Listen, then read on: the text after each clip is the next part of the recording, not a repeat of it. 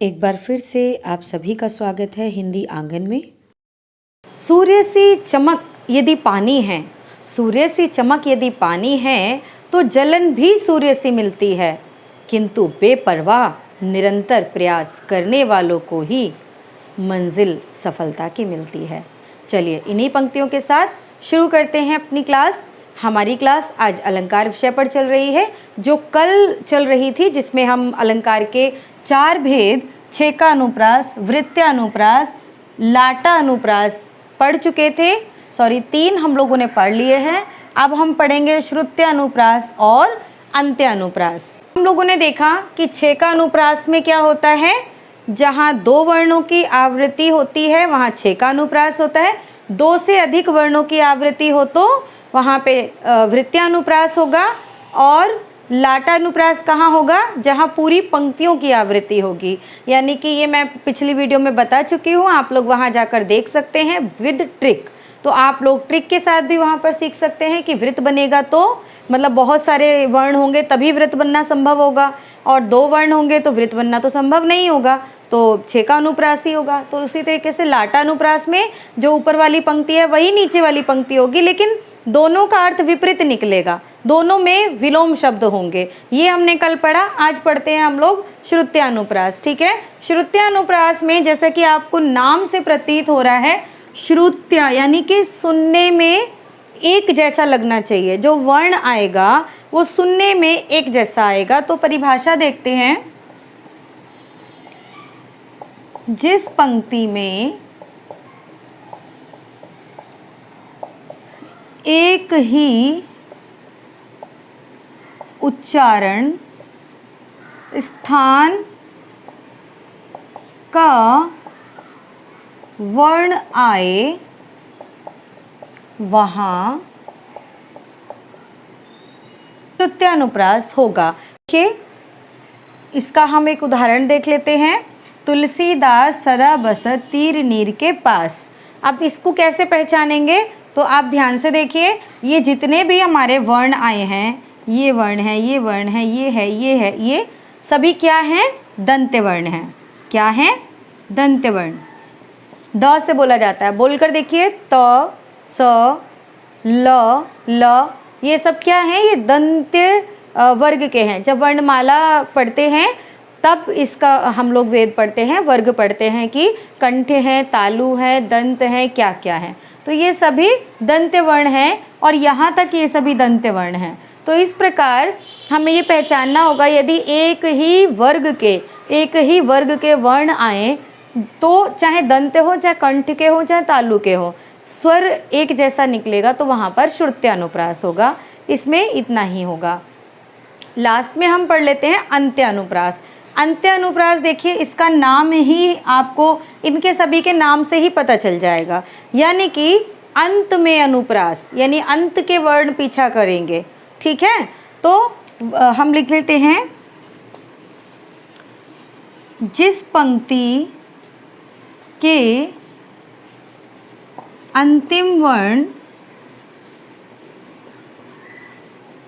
एक जैसे हों, यानी र है ऊपर तो नीचे भी र होगा, है ना, इस प्रकार एक जैसे हों, वहाँ अंत्यानुप्रास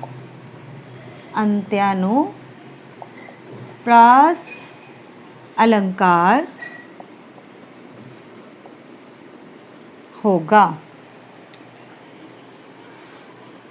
ठीक है, अंत्यानुप्रास अलंकार होगा। जैसे आप लोग राइम्स बोलते हो ना, मछली जल की रानी है, जीवन उसका पानी है, तो अंतिम के जो वर्ण है वो है, नी, ऐसे रानी और पानी, तो नी करके मिल गया।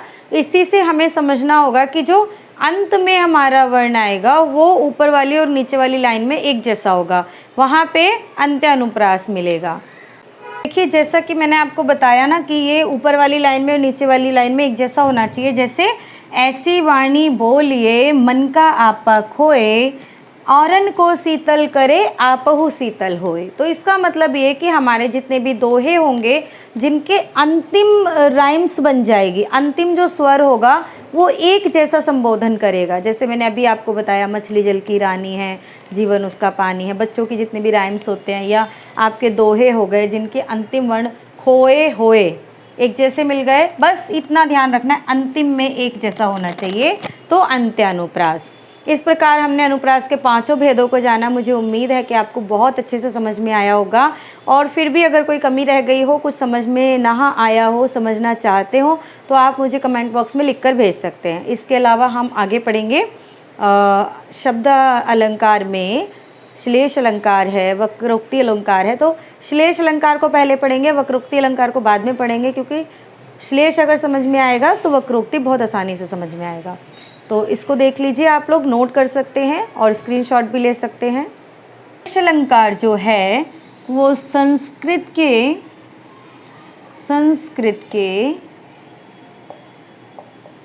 श्लिष्ट शब्द से बना है, श्लिष्ट शब्द से बना है, जिसका अर्थ है, क्या अर्थ है श्लिष्ट का? चिपका हुआ, जिसका अर्थ संस्कृत के श्लिष्ट शब्द से बना है श्लेष, जिसका अर्थ क्या होता है? चिपका हुआ। क्या अर्थ होता है इसका? चिपका हुआ। यानी कि एक ऐसा शब्द होगा जिसमें कई अर्थ निकलेंगे। जैसे हम लोग व्याकरण पढ़ते हैं तो उसमें अनेकार्थी शब्द पढ़ते हैं। तो एक शब्द होता है, जैसे मान लीजिए कर लिख दिया, कर का अर्थ क्या होगा? हाथ भी होता है। कर का अर्थ हाथी की सूंड होती है, और कर का अर्थ क्या होता है? कर्ज, जो टैक्स वगैरह मतलब देने होते हैं वो भी होता है। तो एक शब्द के तीन अर्थ हो गए। वही प्रकार यहाँ पर हमें देखना है कि एक शब्द होगा और तीन अर्थ होंगे। हम लोग उदाहरण देखते हैं। चलिए पहले परिभाषा देख लेते हैं श्लेष अलंकार की। इसको ध्यान से समझिएगा, क्योंकि अधिकतर जो लोग पहली बार पढ़ रहे होते हैं या जिन्होंने अलंकार बहुत ज़्यादा गहराई से नहीं पढ़े होते हैं, तो वो श्लेष अलंकार में ही हमेशा अटकते हैं। ये ध्यान रखिएगा, इसलिए इसको बहुत ध्यान से समझिएगा। तो परिभाषा देखते हैं। जिस पंक्ति में ऐसा शब्द हो जो एक हो परंतु उसके दो या दो से अधिक अर्थ निकले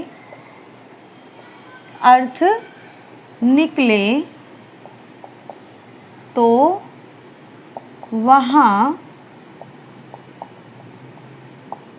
श्लेष अलंकार होगा। मैं आपको बहुत आसानी से समझाऊंगी। देखिए उदाहरण देख लेते हैं। उदाहरण देखिए,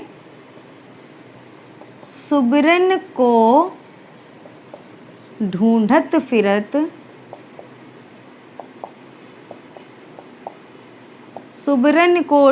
फिरत कवि व्यभिचारी चोर। ध्यान से समझेंगे पंक्ति को। सुबरन को ढूंढत फिरत कवि व्यभिचारी चोर। तो यहाँ पर पहले मैं अर्थ बता देती हूँ, फिर आपको बताती हूँ कि कभी अगर ना पढ़ी हुई पंक्ति भी आ जाए तो आप कैसे पहचानेंगे। तो सुबरन को ढूंढते फिरते हैं कौन कौन? कवि। और व्यभिचारी कौन है? जो मनुष्य मन से ऐसा होता है जो व्यभिचारी होता है। और चोर तो आप सभी जानते हैं, व्यभिचारी भी आप जानते हैं कि ऐसा मनुष्य जो बहुत चंचल स्वभाव का होता है और हम बहुत ज़्यादा आसक्त हो जाता है, और जैसा भी आप समाज में आजकल देख रहे हैं वैसा ही मनुष्य है व्यभिचारी। ठीक है, तो यहाँ सुबरन जो आया है शब्द, उसको ढूंढ रहे हैं। कौन कौन ढूंढ रहा है? कवि ढूंढ रहा है, व्यभिचारी ढूंढ रहा है, चोर ढूंढ रहा है। तो सुबरन ऐसा कोई शब्द होगा, ऐसी कोई चीज़ होगी जिससे इन लोगों को फ़ायदा होगा, तभी वो ढूंढ रहे हैं। तो क्या अर्थ निकलता है सुबरन का? तो कवि क्या ढूंढता है, आप मुझे बताएं, कवि क्या ढूंढता है? कवि अपनी कविता के लिए शब्द ढूंढता है, ठीक है। तो कवि के लिए सुबरन क्या है? शब्द है। कवि के लिए सुबरन का अर्थ है शब्द, ठीक है। व्यभिचारी, व्यभिचारी क्या ढूंढ रहा है? व्यभिचारी, आपको पता है समाज में व्यभिचारी लोग हैं, तो वो क्या ढूंढते हैं? व्यभिचारी लोग नारी को ढूंढता है, ठीक है। तो व्यभिचारी के लिए सुबरन का अर्थ क्या हुआ? नारी, ठीक है। व्यभिचारी के लिए सुबरन का अर्थ क्या हुआ? नारी। और व्यभिचारी के लिए सुबरन का अर्थ हो गया नारी। अब आप बताइए चोर क्या ढूंढता है? चोर क्या ढूंढता है? चोर चोरी करने जाता है, किस लिए जाता है? तो माल के लिए, धन के लिए। तो चोर के लिए सुबरन का क्या अर्थ निकला? चोर के लिए सुबरन का अर्थ निकला धन। तो देखिए एक ही शब्द है सुबरन और तीनों के लिए अलग अलग अर्थ बन गए। तो मैं अब ये आपको बताना चाहूँगी कि कभी भी श्लेष अलंकार होता है तो आप पंक्ति को थोड़ा धैर्य से और ध्यान से पढ़ें, शब्दों को समझते हुए। यदि आपको नीचे वाली पंक्ति में 3 या 2 लोग मिल जाएं और ऊपर वाली के लिए कुछ और अन्य उदाहरण देख लेते हैं हम लोग श्लेष अलंकार के। जो रहीम गति दीप की, कुल कपूत गति सोई, बारे उजियारो करे, बड़े अंधेरो होए।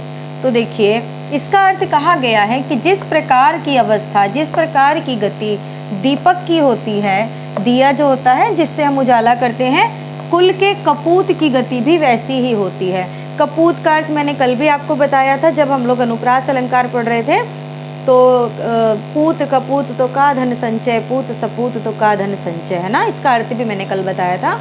तो कपूत यदि है, जो बच्चा होता है उसको कहा गया जो अपने माता पिता का कहना नहीं मानता, अपने घर की जिम्मेदारियों को नहीं निभाता, गलत रास्ते पर चलता है और उसकी वजह से पूरे परिवार को जो है परेशानियों का सामना करना पड़ता है, उसी को कहा गया है कपूत। उसकी गति कैसी होती है? दीपक की तरीके से होती है कि बारे उजियारो करे, बड़े अंधेरों होए। यानी जो बचपन में क्या करता है, बारे का अर्थ यहाँ पर देखिए 2 लगाया गया है। बारे का अर्थ हो गया, एक तो बारे का अर्थ हो गया जलना यानी दीपक को बारना, और दूसरा हो गया बचपन, बचपन में, ठीक है। तो बारे के यहाँ पे 2 अर्थ हो गए, एक तो जलना हो गया और दूसरा हो गया दीपक। तो जलना, जो कि दीपक जलता है उसको गांव में कहते हैं, या ब्रज भाषा में, ब्रजभाषी क्षेत्रों में जाकर वहाँ पर कहा जाता है कि दीपक बार दिया गया है, ठीक है, दीपक बढ़ा दिया गया है। दीपक का जलाना या बुझाना नहीं कहते। तो जलना और बारे का मतलब बचपन। बारे में कपूत जो होता है वो अच्छा होता है, जन्म लिया, अच्छा लगा कि बेटा हुआ है और सब लोग बहुत खुश होते हैं कि बेटा हुआ है, बेटा हुआ है। और बड़ा हो के क्या करता है, वो नासूर बन जाता है अपने परिवार के लिए। तो यही कहा गया है कि बारे उजियारो करे और बड़े अंधेरों होए, यानी बचपन में तो बहुत अच्छे से रहता है और बड़े होकर के वो अपना रंग दिखाना शुरू कर देता है। तो यहाँ पे बारे का अर्थ 2 निकला है, तो श्लेष अलंकार होगा। आगे चलते हैं। रईमन पानी राखिए, बिन पानी सब सून, और पानी गए ना उबरे, मोती मानुस चून। तो देखिए यहाँ पे पानी का अर्थ 3 अर्थों में निकाला जा रहा है। रहीमन पानी राखिए, यानी कहते हैं समाज से रहीमदास कि हमको अपने अंदर एक सम्मान का भाव रखना चाहिए, एक दया का, पवित्रता का भाव रखना चाहिए। बिन पानी सब सून, यानी बिना सम्मान के, बिना इज्जत के सब कुछ बेकार है, सब कुछ सूना है ना। पानी गए ना उभरे, और पानी के बिना कोई उभर नहीं पाता है। पानी क्या? इज्जत, इज्जत और सम्मान का भाव जो है उसके बिना समाज में कोई उभर नहीं पाता है, चाहे वो मोती हो, मानुस हो या चून। यहाँ देखिए 3 चीज़ें आ गई हैं, मोती, मानुस और चून। मोती को भी पानी चाहिए, इंसान को भी पानी चाहिए, और चून को यानी आटे को भी पानी चाहिए। तो मोती को पानी किस लिए चाहिए? अपने जीवन यापन के लिए। आपको पता है सीपी में मोती होता है, सीपी कहाँ होती है? पानी में रहती है, बिना पानी के मोती बन ही नहीं सकता। तो मोती को पानी चाहिए, मानुस को पानी चाहिए। मानुस को पानी क्यों चाहिए? मानुष को अपने सम्मान को चाहिए। मानुष के अंदर सम्मान नहीं होगा, मनुष्य के अंदर सम्मान नहीं होगा, इज्जत नहीं होगी, चमक नहीं होगी, तो क्या फ़ायदा है। और आटे को पानी क्यों चाहिए? जब तक आटे में पानी नहीं मिलाओगे, उसको गूंदोगे नहीं, उसकी रोटी नहीं बनेगी और पेट ही नहीं भरेगा। कितनी बड़ी बात कह दी रहीमदास ने। तो यहाँ पर एक पानी का 3 अर्थ निकले हैं कि मोती को भी पानी चाहिए, इंसान को भी पानी चाहिए और आटे को भी पानी चाहिए। ठीक है, तीनों को। चमक, मोती के लिए चमक है, मनुष्य के लिए इज्जत सम्मान है और आटे के लिए जल है, पानी का अर्थ। आगे देखिए, मंगन को देख पट देत बार बार। ये भी पंक्तियाँ, ये सारी रिपीटेड है, हर एग्जाम में बनी हुई पंक्ति हैं जो मैंने आपको ली हैं। और मैं ऐसा करूँगी, जब अलंकार ख़त्म हो जाएंगे उसके बाद एक पूरी क्लास जो है अलंकार के विगत प्रश्नों पर हम रख लेंगे, जो आए हुए हैं उनको हल करेंगे, क्योंकि देखने से और पढ़ने से बहुत अंतर पड़ता है। ठीक है, तो मंगन को देख पट देत बार बार। तो यहाँ पर पट का अर्थ जो है ये दिया हुआ है 2 अर्थों में। कैसे? मांगने वाले को देखकर आप क्या करते हैं? हम लोग तो दान दे देते हैं ना। मांगने वाले को देखकर पट यानी दरवाज़ा बंद कर लेते हैं। और पट का अर्थ यहाँ पर दरवाज़ा हो गया और यहाँ हो गया कपड़ा। यदि किसी को कपड़े की आवश्यकता है और आपसे मांग रहा है तो क्या करेंगे आप? दे देंगे। एक बार मांगेगा तब भी दे देंगे, दूसरी बार मांगेगा तब भी दे देंगे। तो मांगने वाले को देखकर दरवाज़ा बंद कर लिया जाता है और मांगने वाले को देखकर अगर कपड़ा मांगने कोई आता है तो उसको दान दिया जाता है बार बार। अगली पंक्ति है, माया महा ठगनी हम जानी, त्रिगुण फांस लिए कर डोले, बोले मधुर वाणी। जो माया होती है ना, माया संसार रूपी क्या है? संसार पूरा माया में बंध चुका है। सब माया मोह में बंध गए हैं कि ये मेरा है, ये तेरा है ना, कबीरदास जी कहते हैं। तो माया महाठगनी हम जानी। क्या है ये? महाठगनी है। कैसे? त्रिगुण। यहाँ पर जो त्रिगुण हैं इसके 3 अर्थ हैं। क्या क्या हैं? सत्य, रज और तम। इन तीनों के प्रयोग से फांस लिए। कैसे? मधुर बोल बोल कर सबको फंसा लिया है माया ने। समाज में जो भी कुछ है सब। और जो जान जाता है कि माया ने फंसाया तो वो तो विरक्ति हो जाता है ना। वो संसार की मोह माया को छोड़ करके भगवान में लीन हो जाता है, वो विरक्त हो जाता है। तो बहुत अच्छी पंक्तियाँ यहाँ पे कही गई हैं। मुझे उम्मीद है आपको ये बहुत अच्छे से समझ में आई होंगी। अभी हम देखते हैं श्लेष अलंकार के भेद। तो यहाँ पर देख लेते हैं, श्लेष अलंकार के 2 भेद होते हैं। कितने भेद होते हैं? 2। एक अभंग श्लेष और दूसरा सभंग श्लेष। कौन सा? सभंग श्लेष। ठीक है, इनको भी डिटेल में थोड़ा सा पढ़ लेंगे।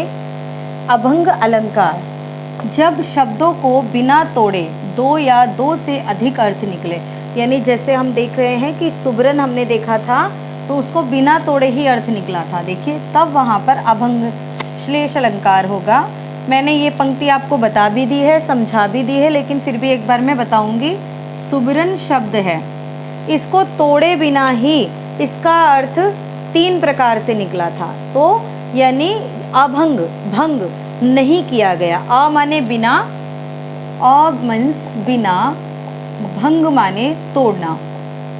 ठीक है, बिना तोड़े, शब्द को बिना तोड़े यदि उसके कई अर्थ निकल जाते हैं तो वहाँ पे अभंग होता है। उसी प्रकार सभंग यानी भंग के साथ, यानी स माने साथ और भंग माने टूटना, टूटने के साथ। ठीक है, वर्ड को तोड़ना पड़ेगा श्लेष बनाने के लिए।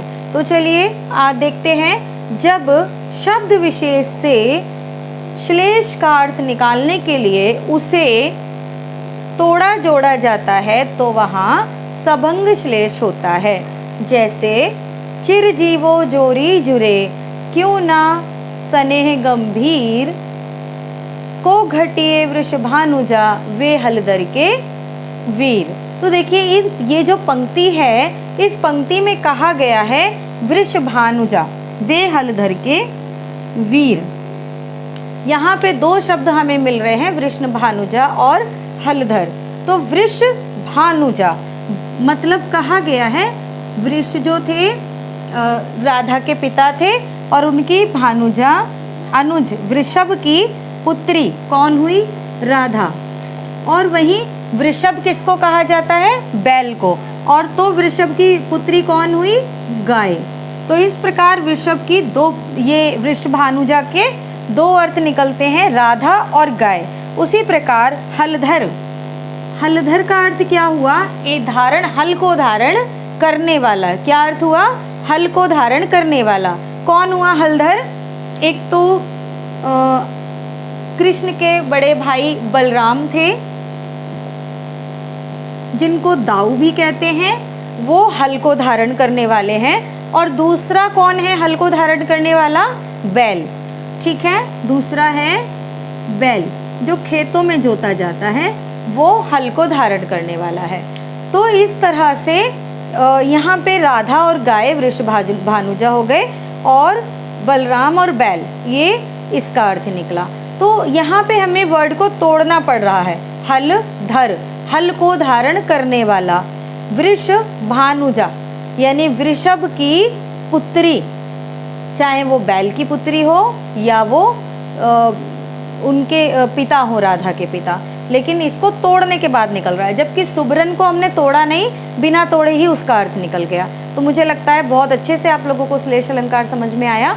तो आज हमने अलंकार के जो बचे हुए भेद थे उनको देखा और श्लेष अलंकार पढ़ा। कल हम वक्रोक्ति अलंकार और यमक अलंकार पढ़ेंगे। मुझे उम्मीद है कि आप सभी लोगों को इससे बेनिफिट मिल रहा होगा और अच्छे से आपको समझ में आ रहा होगा। आप मुझे कमेंट कर सकते हैं, लाइक कर सकते हैं और वीडियो को सब्सक्राइब कीजिएगा, ताकि ऐसी ही सुंदर वीडियोस मैं आपके सामने लाती रहूं।